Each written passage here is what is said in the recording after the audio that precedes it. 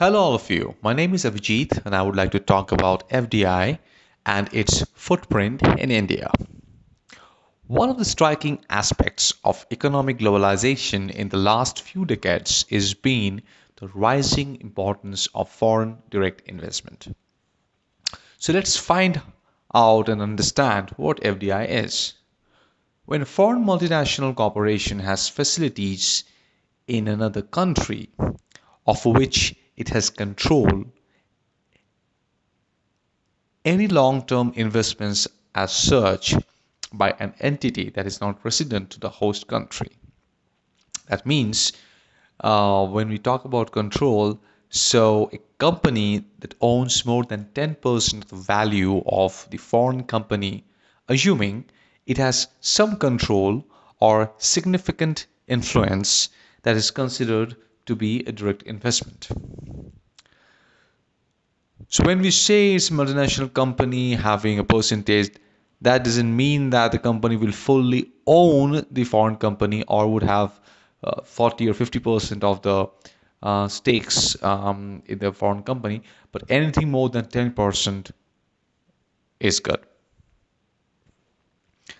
FDI refers to the capital inflows and that has investment in the production capacity of the economy, and usually they are preferred over the other forms of external finance because they are non-debt creating, non-volatile, and the returns depend on the performance of the project being financed.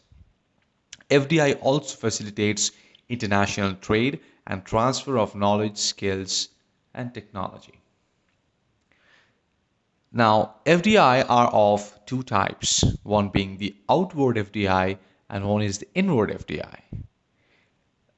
Taking an example, so if an US multinational company want to invest in Mexico or in China, so a firm, so when a US company is trying to owe a firm which is outside US, so from US point of view, United States point of view, it's known as the outward FDI.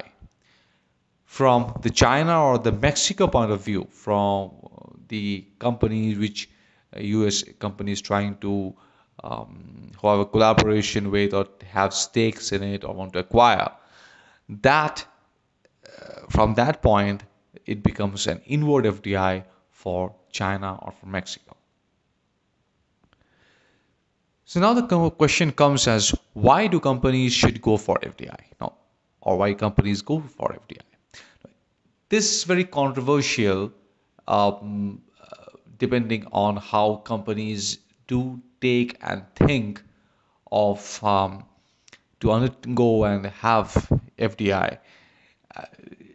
And like for example, like in the developing countries, for example, many of the countries do think that the multinational companies coming over and taking control may have a larger, bigger impact in foreign companies'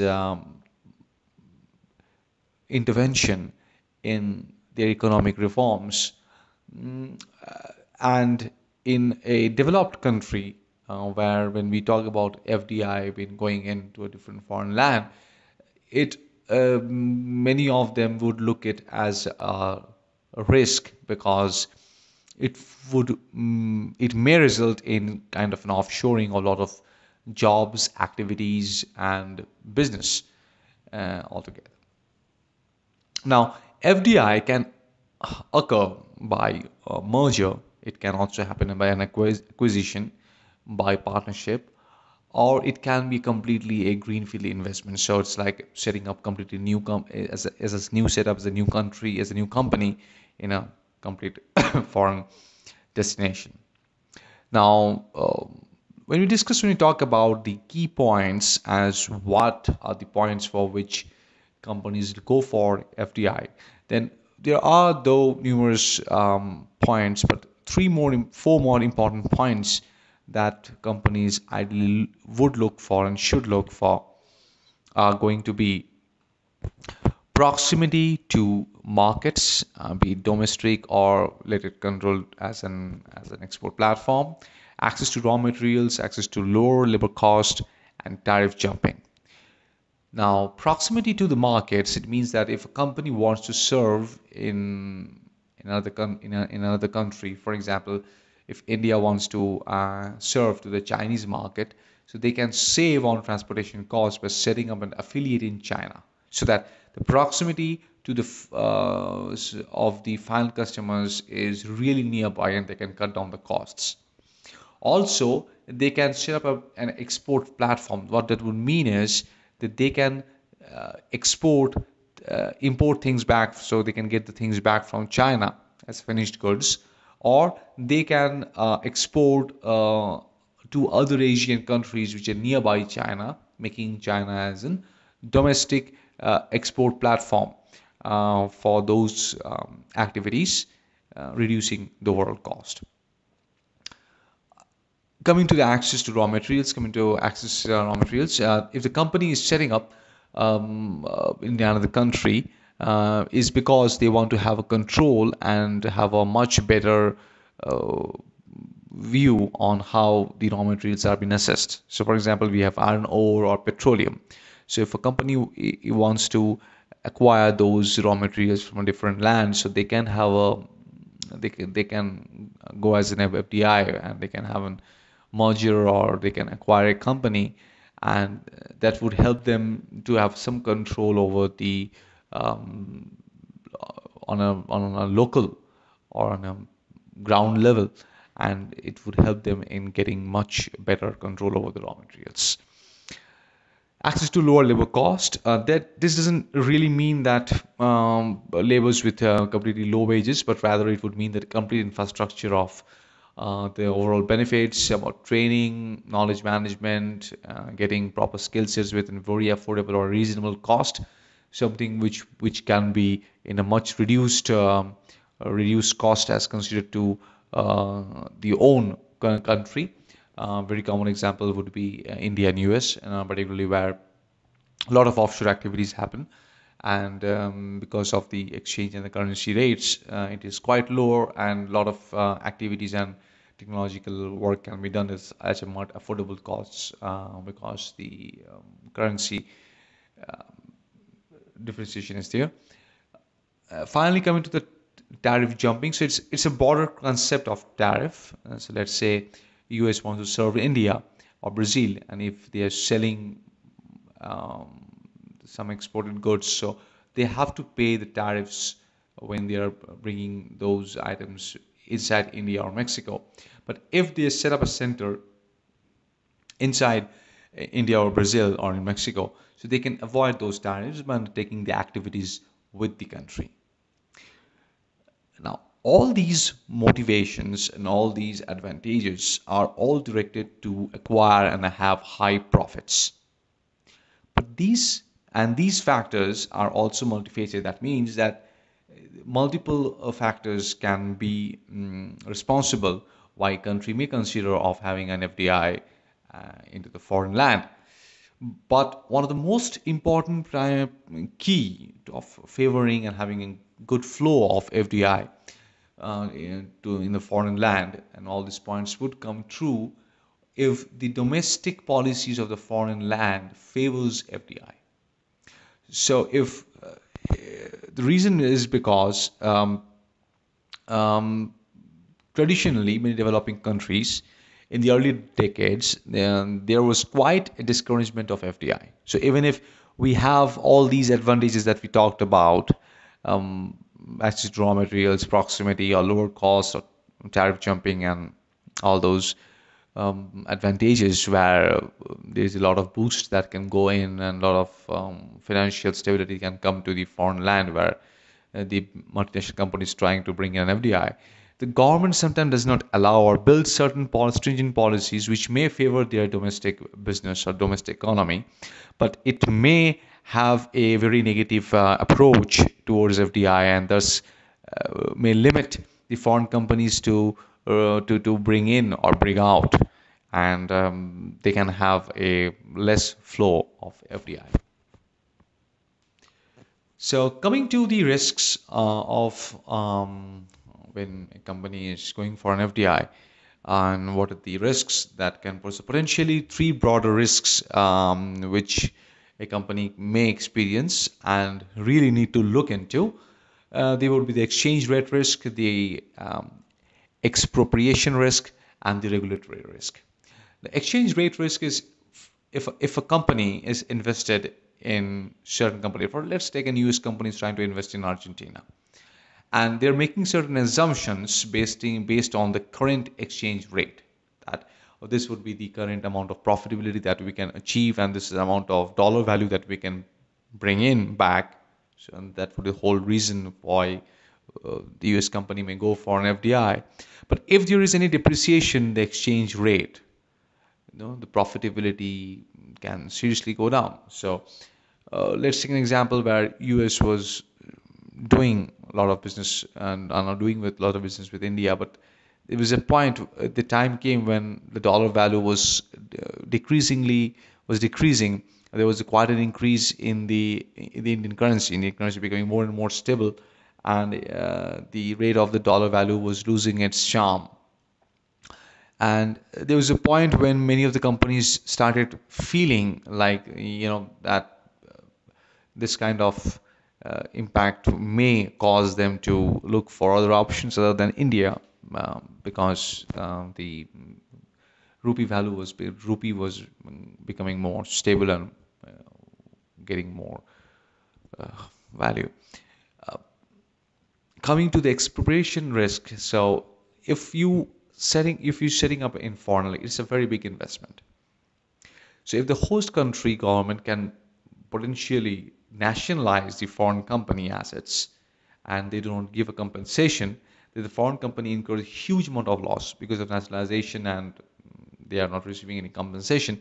So a foreign company has to think of this possibility and look at this risk as well. Finally, come to the regulatory risk. A multinational organization can often have less influence in the regulatory setup of the country, of the host country government. So the government may change or modify certain um, policies to meet the domestic concerns, like environmental policies. They change the environmental policies, or they bring in new policies, or modify policies of the labor laws, policies for foreign companies to take their profits back home. These all factors may influence, or the risk factors which a company may need to think and relook into it before they think of going ahead and do an FDI with foreign land.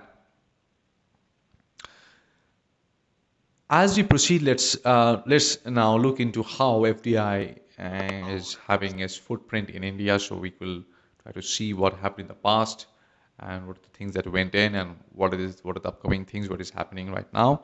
So after getting the independence in 1947, the government of India was more a socialistic, had a more socialistic approach in developing the country's economy. So the government decided to adopt, the 5-year planning system, very similar to that of USSR at that point of time. So each 5-year plan was focused on certain sectors of the economy that the government would like to had a big focus and develop in the country's progress.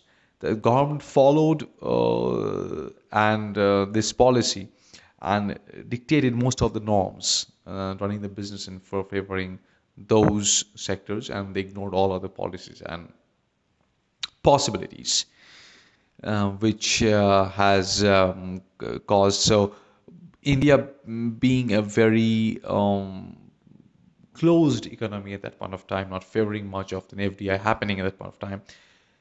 To add to this, at that point of time, we had the BOP crisis, which was because there was a Gulf War that broke out and resulted was a shock where it created a serious balance of payment crisis in India in early 1990s. The cost of the imports went really high, and like India received a lot of remittances from Gulf countries as their sources dried up, and many of the migrant Indian workers were forced to return back because of the war. This problem compounded huge inflation during that period of time. The situation was so severe that India had had only a $1 billion of foreign reserve, and they had only 2 weeks coverage to pay. And India was being downgraded in their debt serving capability, and it was a very bad time altogether from Indian economic standpoint. So until 1991, India being the closed economy, and this led to the Indian the industry environment in India was highly regulated by the licensing system. Because of the license Raj, as commonly been known as, which was primarily to understand and ensure compliance, government regulations, and directives. Because of the license system, it really went in other directions where achieving a license and any operation being done, where an industry would require approval for any kind of change in the production capacity or in the production mix in the mix. But this led to the development of increasingly complex and opaque procedures, which it found very difficult and really didn't encourage much of FDI to happen at that point of time. One of the doctrine measures that was being taken was the introduction of the Foreign Exchange Regulation Act in 1973, and it curtailed all the foreign investment to 40% in Indian companies, and that caused a huge adverse impact, and many of the big giant companies like Coca-Cola or IBM exited the country. The impact was seen, and that caused a very slow growth in the Indian economy, as compared to its neighbors in over the next 30 years period. This falling graph would show the India's position on the grounds of GDP, and how it has these factors has impacted, and how the industrial development and the GDP, even Pakistan was having a much better positioning of India as considered to more positioning than India. Starting the market reforms, and everything started way in 1991 with Manmohan Singh as the finance minister, where India gradually opened its economy to FDI in a wide range of sectors. The license Raj was dismantled for almost a lot of industries.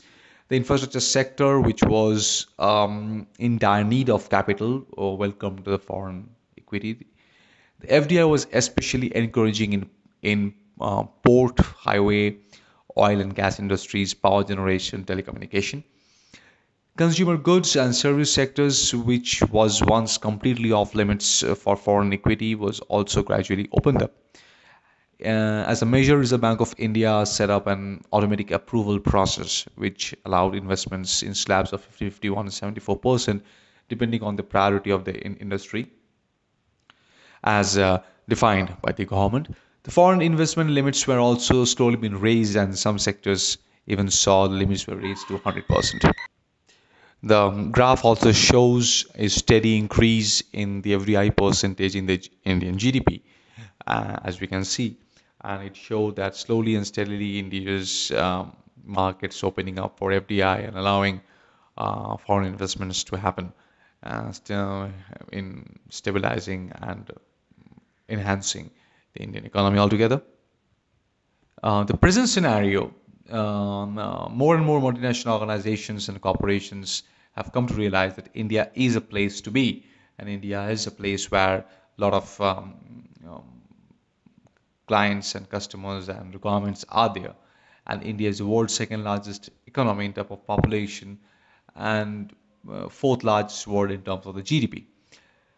Some significant milestones that we received over in the present few years in relation to the FDI. The FDI was up to 100% and allowed numerous sectors, including manufacturing activities, non-banking, financial services, software development, hospital, private oil refineries, electrical generation, and other industries. And a lot of openness happened for FDI.